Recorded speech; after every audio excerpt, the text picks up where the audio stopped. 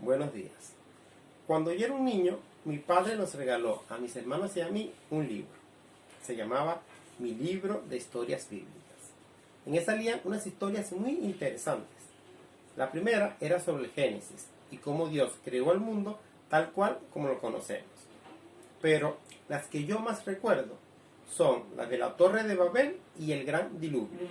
En ellas explicaban cómo se generaron todos los idiomas del mundo y el primer arco iris. Sin embargo, gracias a mi gran curiosidad y a lo que yo llamo mi mente de científico, logré descubrir que la ciencia tenía unas explicaciones distintas a estos dos fenómenos. Que los idiomas, al igual que la cultura, evolucionaron de forma diferente en sitios separados. Y que los arcoíris se generan por la refracción de los rayos solares. Mi nombre es José Gutiérrez. Yo les vengo a hablar sobre las discrepancias que han surgido entre lo establecido por la sociedad y la iglesia en contraposición con la ciencia. En particular, en los casos de Galileo Galilei y Charles Darwin. En la historia de la humanidad han surgido muchos visionarios, pensadores, científicos que se han enfrentado con los conocimientos aceptados como ciertos en su época y lograron grandes cambios en la historia. Sin embargo, estos dos grandes científicos lucharon contra la iglesia y la sociedad de su época con tal de mostrar al mundo sus grandes descubrimientos. Galileo Galilei fue un ingeniero, físico, matemático y astrónomo italiano.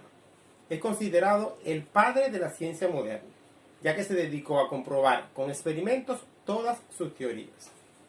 Él logró mejoras en el telescopio, la primera ley del movimiento, y estudió la caída libre de los cuerpos.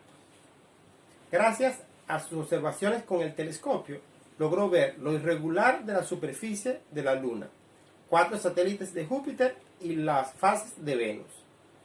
También pudo comprobar con sus observaciones que la teoría heliocéntrica de Nicolás Copérnico era cierta, y era el Sol y no la Tierra el centro del universo.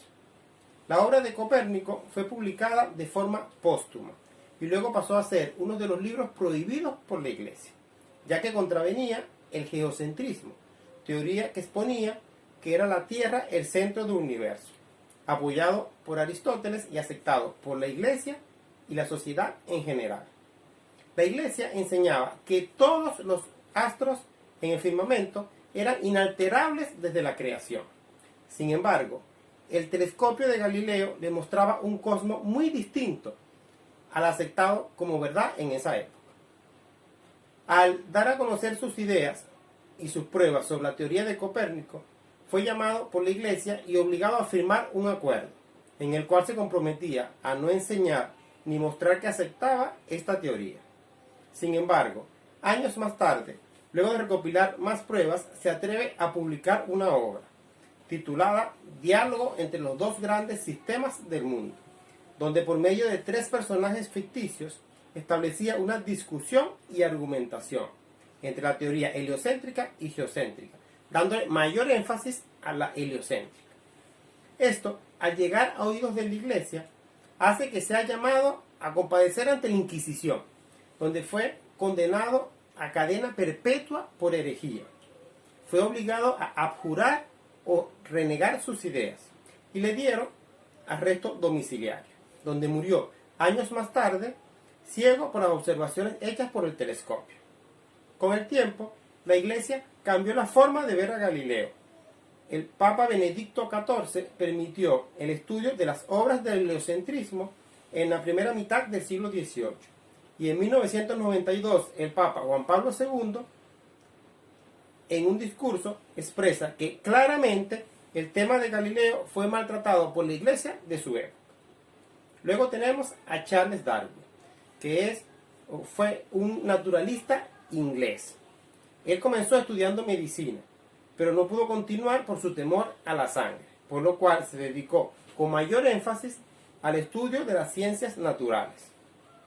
Él es el científico más influyente de los que propusieron la evolución biológica por medio de la selección natural, exponiéndolo en su obra El origen de las especies, con numerosos ejemplos tomados de la naturaleza que recopiló en su viaje por el mundo a bordo del Beagle.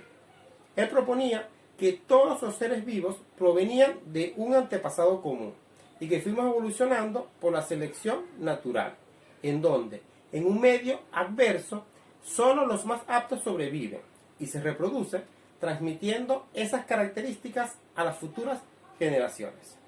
Estas ideas también causaron gran revuelo en la sociedad y la iglesia de su época. Incluso antiguos profesores estaban en su contra, mientras que algunos colegas lo defendían. En cuanto a la iglesia, fue muy atacada por su teoría.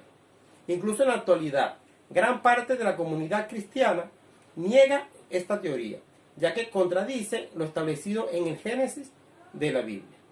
Sin embargo, 200 años después de su nacimiento, la Iglesia de Inglaterra ofrece disculpas a Galileo porque fue mal interpretada su obra en aquel entonces y tuvieron una reacción equivocada. En la actualidad hay una corriente llamada creacionismo evolutivo que sostiene que el universo se ha ido desarrollando y los seres vivos evolucionaron, pero que esto solo ha sido posible gracias a la intervención divina de una fuerza superior. Para cerrar, os quiero dejar con una frase de Albert Einstein. La ciencia sin religión está coja. La religión sin ciencia está ciega. El ejemplo de estos dos grandes científicos nos muestra una gran falta de comunicación y lo terco y lo egocentrista que pueden llegar a ser los seres humanos.